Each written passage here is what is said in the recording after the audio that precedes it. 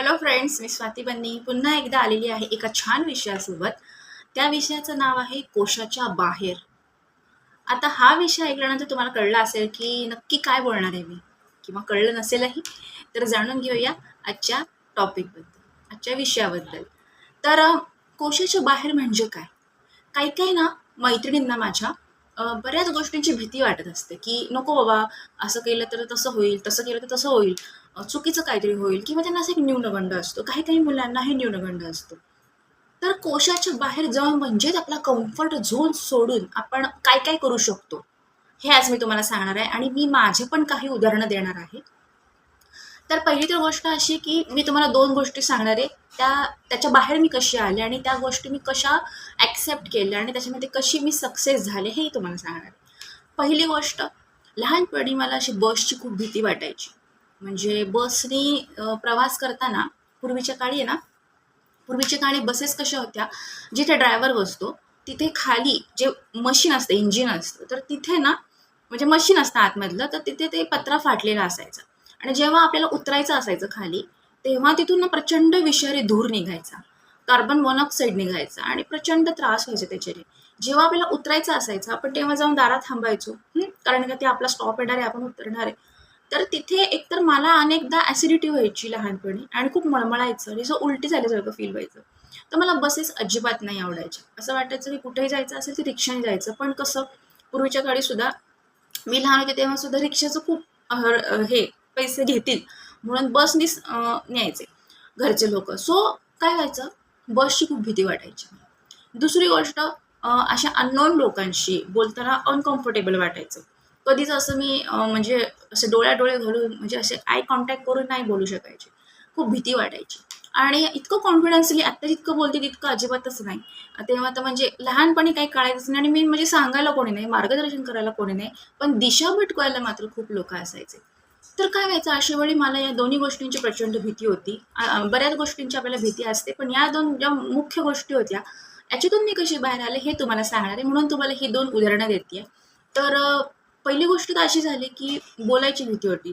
पण मी काय केलं, मग जेव्हा मोबाईल आला, जेव्हा कॉलेजमध्ये असताना माझ्याकडे मोबाईल आला, तेव्हा मी कॅमेरा ऑन करून स्वतःचे स्वतः व्हिडिओ बनवायचे. म्हणजे तेव्हापासून ही मला सवय होती आणि आवडही होती. म्हणजे मी ओळखीच्या लोकांशी व्यवस्थित बोलू शकायचे. पण अननोन लोक कोणी आली की त्यांच्याशी बोलणं जरा मुश्किल व्हायचं. तर मी कॅमेरा ऑन करायचे आणि माझे माझे व्हिडिओ बनवायचे. चुकलं ते डिलीट करायचे. म्हणजे ही आवडच होती.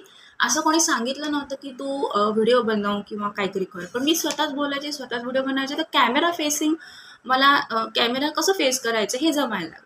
आवड तर होतीच. आणि म्हणजे मी आपली अशीच घरामध्ये सगळ्यांची व्हिडिओ काढ, फोटो काढ असं करू लागले आणि मला त्याच्यातून आवड पण होती, निर्माण झाली आणि मला एक कॉन्फिडन्स आला. इथे पहिला कॉन्फिडन्स झाला मला, की बोलायला म्हणजे व्यवस्थित कॉन्व्हर्सेशन कसं करायचं, की आपण टी व्हीमध्ये आपण न्यूजमध्ये बघतो पत्रकार लोक कसे क्वेश्चन्स करतात, मुलाखती कसे घेतले जातात, ते कळायला लागलं.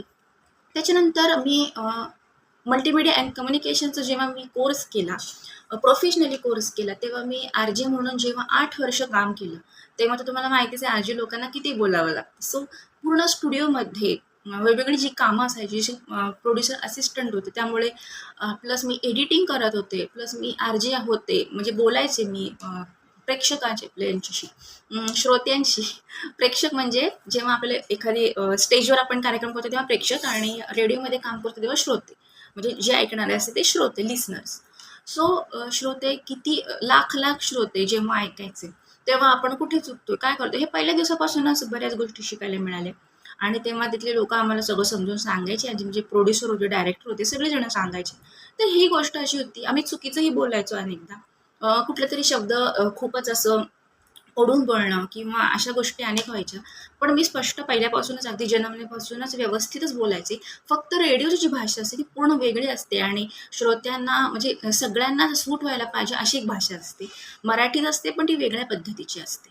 तर आत्ता जसं मी बोलतीये, तर हे 8 वर्ष काम कंटिन्युअस केल्यानंतर स्टुडिओमध्ये मला हा एक्सपिरियन्स आहे आणि हा अनुभवातून मी माझे सुद्धा मी बरेच व्हिडिओ बनवले. 2015 पासून, 2016 पासून मी व्हिडिओज बनवले.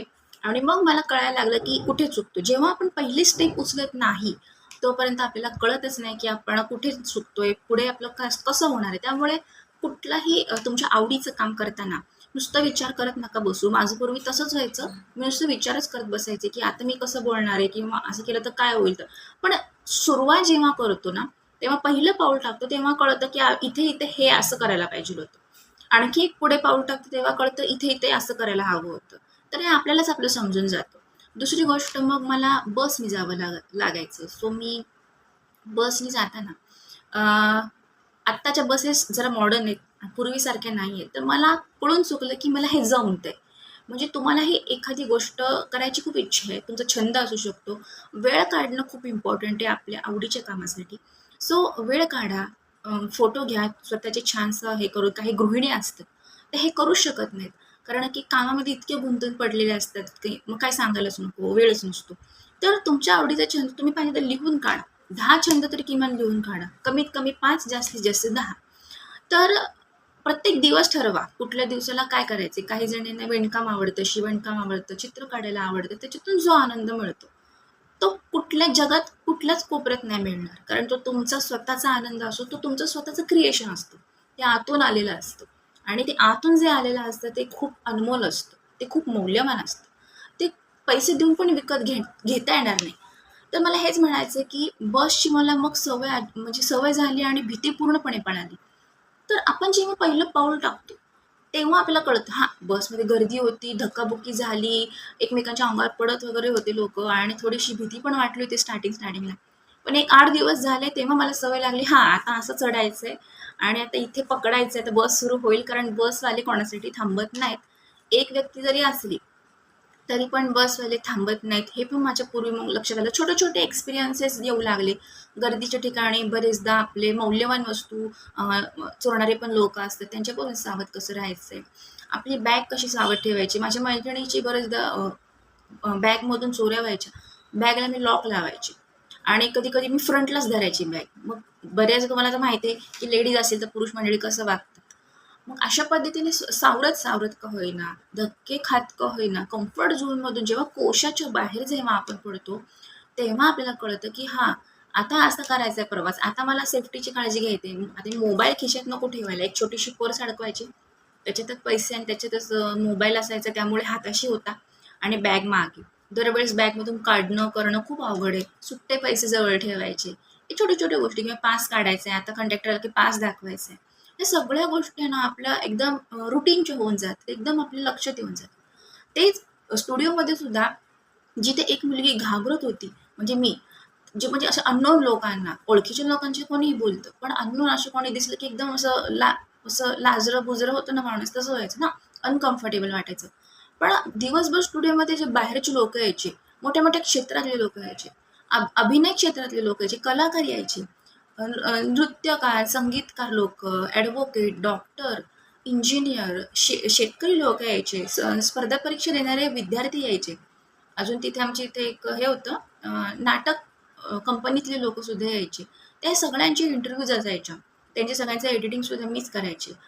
दुसरे प्रोड्युसर होते त्यांचे ते दुसरे असिस्टंट होते ते करायचे. पण माझे जे प्रोड्युसर आहेत त्यांचं मी करायचे. सो आणि प्लस स्वतःचे कार्यक्रम केलेले मी बरेच. सो असं असं असतं की एक-एक स्टेप्स उचलायला पाहिजे.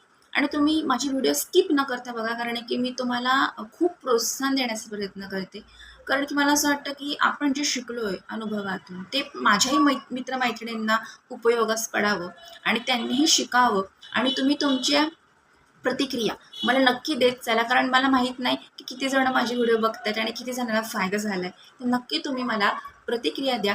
तर मी ह्या 2 गोष्टींतून कशी बाहेर पडले, अजूनही बऱ्याच गोष्टी आहेत, पण आपला व्हिडिओ खूप मोठा होईल.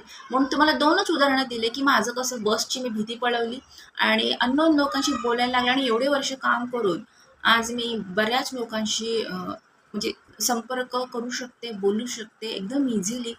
सो वेगवेगळ्या क्षेत्रातल्या लोकांशी बोलणं झाल्या कारणाने कसं बोलायचं, कुठे मी चुकले, मला हे कळायचं, कुठं आपण चुकलो, कुठे कुठला शब्द वापरायला पाहिजे, कुठे कुठला सेंटेन्स वापरायला पाहिजे. सो अशा पद्धतीने कॉन्व्हर्सेशन एकदम आपलं प्रॉपर होऊन जातं. किंवा तुमच्या आवडीचं एखादं काम असेल आणि ते तुम्हाला खूप वर्षांपासून करायचं असेल, पण तुम्ही काही न्यूनगंड आहे किंवा काही भीतीमुळे आहे की होईल का नाही, घरची कामं कधी व्हायची, असे बरेच प्रश्न असतात. तर घरची कामं सावरून सुद्धा तुम्ही या आवडीच्या कामांसाठी वेळ देणं खूप महत्त्वाचं आहे. कारण की एकदा तुमचा वेळ निघून गेला की तुम्हाला असं सांगणारंही कोणी मिळणार नाही. आणि असं तुमचं म्हणजे म्हणजे तुम्हाला काय सांगू, तुम्हाला प्रेरणा प्रेरणा देणारं, मोटिवेशन देणारं पण कोणीच नाही मिळणार. आणि तुम्ही फक्त मग रडतच बसणार की मी ते त्यावेळेस करायला हवं होतं, जेव्हा माझ्याकडे एनर्जी होती, जेव्हा माझ्याकडे वेळ काढण्याची क्षमता होती. तर प्रत्येकाकडे क्षमता आहे. तुम्ही नक्की करू शकता. तुमच्या आवडीचं काम नक्कीच करू शकता आणि कोशाच्या बाहेर जाऊन तुम्ही तुमच्या आवडीचं काम हे नक्कीच करू शकता. तर भेटूया पुढच्या वेळेस. मी स्वाती बंदी. नमस्कार.